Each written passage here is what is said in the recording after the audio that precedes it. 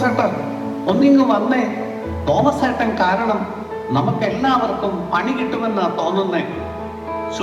ശബ്ദം കുറയ്ക്കി. ആ യഹൂദന്മാരിൽ ഒരുത്തൻ കേട്ടാ മതി, അവന്മാര് കൂടോടെ ഇങ്ങിളകി വരും. എന്താ യോഹന്നാനെ പ്രശ്നം? യാക്കോബേ, കാര്യം എന്താണെന്ന് പറയൂ. നമ്മൾ അധികാരികളിൽ നിന്നും ഒളിച്ചിരിക്കുകയാണെന്ന കാര്യം ആരും മറക്കണ്ട. ശബ്ദം കുറയ്ക്കി. എന്തിനാണ് ഈ ബഹളം? എന്റെ പത്രോസേട്ട, ഇവന്മാര് കാരണമാണെല്ലാം. നമ്മൾ ഇവിടെ അടങ്ങി ഒതുങ്ങിയിരിക്കേണ്ടതാണ്. പക്ഷേ ഈ രണ്ടെണ്ണത്തിനും വെറും ബ്രെഡ് തിന്നും മടുത്തു അത്രേ.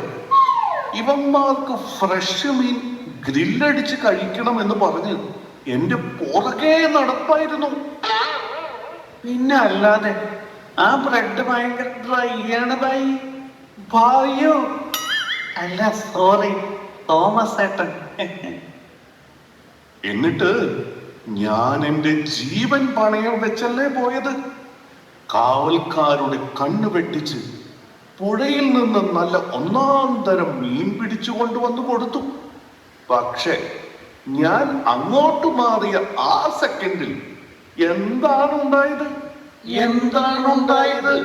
ഓഹോ, നിങ്ങൾക്കൊന്നും അറിയില്ലല്ലേ? ആ സമയത്ത് യേശു നിങ്ങൾക്ക് എല്ലാവർക്കും പ്രത്യക്ഷപ്പെട്ടു. ഈ എനിക്ക് മാത്രം കാണാൻ പറ്റിയില്ല. തോമസ്, എന്റെ പ്രിയപ്പെട്ട സഹോദര, എനിക്ക് വിഷമമുണ്ട്. സാരമില്ല, സമാധാനപ്പെടും. നീ മനഃപൂർവ്വം മാറി നിന്നതല്ല എന്ന് കർത്താവിന് മനസ്സിലായിക്കൊള്ളു. നീ ആ പിള്ളേരോടുള്ള സ്നേഹം കൊണ്ട് പുറത്തു പോയതാണെന്ന് അവിടെ നിന്ന് മനസ്സിലാവും. തോമസ് ഏട്ടന് മാത്രമേ ഇത് ചെയ്യാൻ പറ്റൂന്ന് ഉറപ്പുള്ളത് കൊണ്ടാണ് ഞങ്ങൾ ചേട്ടനോട് പറഞ്ഞത്. ഞങ്ങളുടെ കൂട്ടത്തിൽ ഏറ്റവും ധൈര്യമുള്ള വേറെ ആരുണ്ട്? അതെ, തീർച്ചയായും. യേശുവിന് ബഥാന്യയിലേക്ക് പോകണമെന്ന് പറഞ്ഞപ്പോൾ ബാക്കി എല്ലാവരും പേടിച്ച് വിറച്ചു നിൽക്കുകയായിരുന്നു. അന്ന് ആരാണ് മുന്നോട്ട് വന്നത്? നമ്മുടെ തോമസ് ഏട്ടൻ. അന്നത്തെ ആ മാസ് ഡയലോഗ് എന്തായിരുന്നു? അവനോടൊപ്പം മരിക്കാൻ നമുക്കും പോകാം എന്നല്ലേ? യഥാർത്ഥത്തിൽ തോമസ് ഏട്ടൻ ഒരു പോരാളിയാണ്. കാവൽക്കാര് പേടിയില്ലാത്ത വീരൻ, അപകടം നിറഞ്ഞ മീൻപിടുത്തത്തിലെ മാസ്റ്റർ. അത് പിന്നെ അത് ശരിയാണ്, ഞാൻ അങ്ങനെയൊക്കെ പറഞ്ഞിട്ടുണ്ട്. അതിനൊക്കെ ഒരു പ്രത്യേക ധൈര്യം തന്നെ വേണം. അല്ല, ഒരു മിനിറ്റ്. എടാ, നിങ്ങൾ എന്നെ കളിയാക്കുകയാണല്ലേ? എന്നെ സോപ്പിട്ടൊരു തമാശയാക്കുകയാണല്ലേ? ഓഹോ, ഇപ്പോഴാണോ മനസ്സിലായത്? ധീരനായ വീര. അയ്യോ, ഓടിക്കോ. നിങ്ങൾ സൂക്ഷിച്ചോ. നിങ്ങളെ കൊണ്ട് ആ മീനെല്ലാം പച്ചയ്ക്ക് തീറ്റിച്ചിട്ടേ ഞാൻ വിടൂ. കർത്താവേ, ഇതുങ്ങളെയൊക്കെ മേച്ചുകൊണ്ട് പോകാൻ എനിക്ക് ശക്തി തരണേ.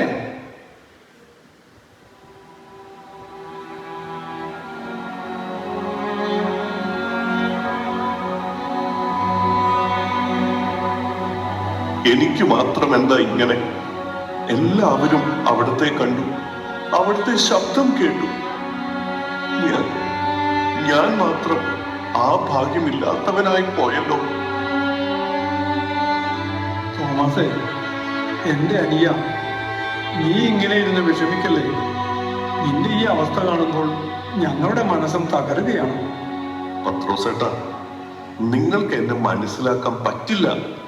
അല്ലേലും എനിക്കിത് വേണം. ആ ചെറുതങ്ങളുടെ വാക്കും കേട്ട് ഇറങ്ങിത്തിരിച്ച എന്നെ വേണം തല്ലാൻ. എന്തെങ്കിലും ഒരു നന്മ ചെയ്യാമെന്ന് വിചാരിച്ച അപ്പൊ തന്നെ എന്തെങ്കിലും പണി കിട്ടും. ഇനി മേലാൽ ഒരാൾക്കും ഒരു നന്മയും ഞാൻ ചെയ്യില്ല.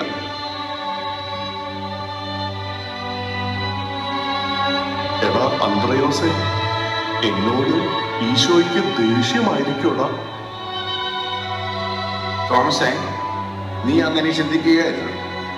ഈശോയ്ക്ക് ആരോടെങ്കിലും എപ്പോഴെങ്കിലും ദേഷ്യം തോന്നിയിട്ടുണ്ടോ? അവിടുന്ന് സ്നേഹം മാത്രമാണ്. ഒന്ന് ആലോചിച്ച്, നിന്റെ ഉള്ളിലും അതേ സ്നേഹവും കരുതലും ഉള്ളത് കൊണ്ടല്ലേ അവർക്ക് വേണ്ടി നീ പുറത്തു പോയ ഈശോയ്ക്കൊക്കെ മനസ്സിലാവും. അതെ തോമസ്, നീ ഓർക്കുന്നുണ്ടോ? ലാസറിൻ്റെ അടുത്തേക്ക് പോകാൻ എല്ലാവരും ഭയന്നപ്പോൾ നമുക്കും അവനോടൊപ്പം പോയി മരിക്കാം എന്ന് ധീരതയോടെ പറഞ്ഞവനാണ്. നിന്റെ ഉള്ളിലെ ആ സ്നേഹം ഈശോ മറക്കുന്നു. പക്ഷെ ഫിലിപ്പോസേ, എന്റെ കണ്ണുകൊണ്ട് തമ്പുരാന്റെ ജീവനുള്ള മുഖമൊന്ന് കാണാതെ, എന്റെ വിരലുകൾ കൊണ്ട് ആ മുറിവുകളിലൊന്ന് തൊടാതെ ഈശോ ഉയർത്തെഴുന്നേറ്റു എന്ന് ഞാൻ പൂർണ്ണമായി വിശ്വസിക്കില്ല. എന്റെ ഈ ചെറിയ മനസ്സിന് അതിന് കഴിയുന്നില്ല. ഒരാഴ്ചയിൽ കൂടുതലായി ഞാനിപ്പോൾ പ്രാർത്ഥിക്കുന്നു, കാത്തിരിക്കുന്നു. സങ്കടം സഹിക്കാൻ പറ്റണില്ലടാ. തോമസേ, നിന്റെ ആഗ്രഹം ഒരു തെറ്റല്ല. അത് അവിടത്തെ കാണുവാനുള്ള നിന്റെ ആഴമായ ആഗ്രഹം കൊണ്ടാണ്. നീ വിഷമിക്കാതെ പ്രാർത്ഥിക്കുക. നിന്റെ സ്നേഹം കർത്താവ് അറിയാതിരിക്കുമോ? നമ്മളെ ഒരുമിച്ച് ചേർത്ത ഈശോ നിനക്ക് സമാധാനം കണ്ടെത്തി തരും. അതെ തോമസ്, നീ ഒട്ടും തളരരുത്. നമ്മൾ ഒരുമിച്ചുണ്ടാകും. വാ, നമുക്ക് പ്രാർത്ഥിക്കാം.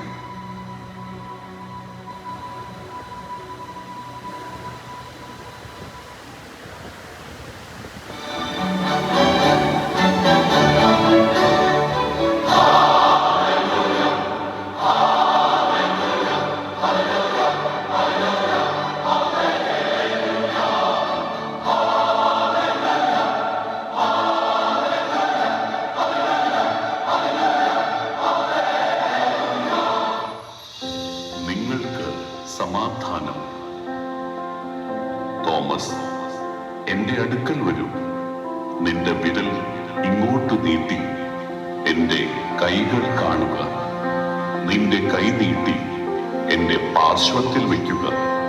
അവിശ്വാസിയാകാതെ വിശ്വാസിയാവുക. എന്റെ കർത്താവേ, എന്റെ ദൈവമേ, അങ്ങയെ കാണാൻ വൈകിയപ്പോൾ എന്റെ മനസ്സ് ഇടറിപ്പോയി.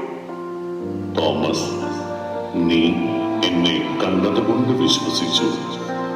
കാണാതെ തന്നെ വിശ്വസിക്കുന്നവർ ഭാഗ്യവാന്മാർ. എന്നിരുന്നാലും എന്നെ പൂർണ്ണ ഹൃദയത്തോടെ സ്നേഹിക്കുന്ന നിന്റെ ആഗ്രഹം ഞാൻ നിറവേറ്റാതിരിക്കുന്നു. അങ്ങേ പിരിഞ്ഞ് എനിക്കിനി ഒന്നിനും കഴിയില്ല ഈശോയെ.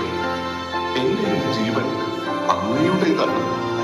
അങ്ങയുടെ നാമം ലോകത്തിന്റെ അതിർത്തികൾ വരെ ഞാൻ എത്തിക്കും. ഈശോയെ, നമ്മുടെ തോമാസേട്ടൻ പിടിച്ച മീൻ കൊണ്ടുണ്ടാക്കിയ നല്ല അടിപൊളി ഗ്രിൽഡ് ഉണ്ട്. ഒരെണ്ണം എടുക്കട്ടെ?